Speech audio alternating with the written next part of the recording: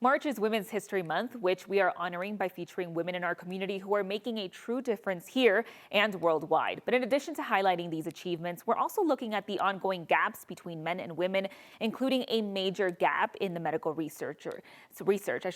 Joining me with a deeper look of the alarming differences in Boulder-based health journalist and author is Meghan Rabbitt. Thank you so much for joining us. Okay, so tell us a little bit about your book. It came out January 13th, correct? Correct. Yeah, I took a deep dive into women's health because, frankly, historically, we have been left out of the research. And so Maria Shriver asked me to write this book for her imprint, and I really wanted to interview female experts and really understand what we need to know as women about our health so we can optimally care for ourselves and get the care we really deserve. Meghan, you said that you had interviewed these medical experts. Who inspired you to write this book? Yeah, I mean, the women in my life and my own experience, right? My own experience of ignoring my own symptoms because I didn't have the education I needed to know to raise a red flag about them.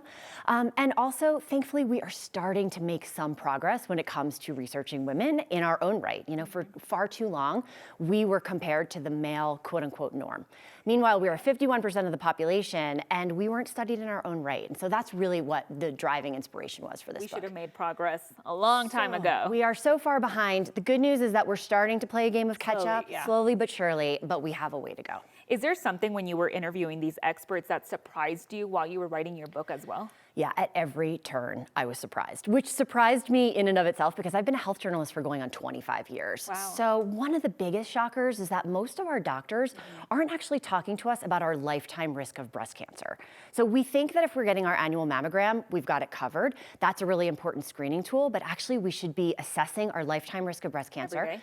Not every day, but what we should do is go online, the Tyre-Cuzick model. You can actually search for this, answer some questions, and it gives you a score that you can then take to your doctor and say, hey, this is my lifetime risk of breast cancer. Can we have a conversation about whether or not the screening plan that I'm on is right for me? And that really surprised me. Yeah. I feel like our doctors should be proactively talking to us about 100%. this. I feel like when women go to the doctor, they should be telling you this, and that's something that I haven't heard before, so that's good to know as well. Yeah. In your book, you also say that there's new rules. Talk to me about that.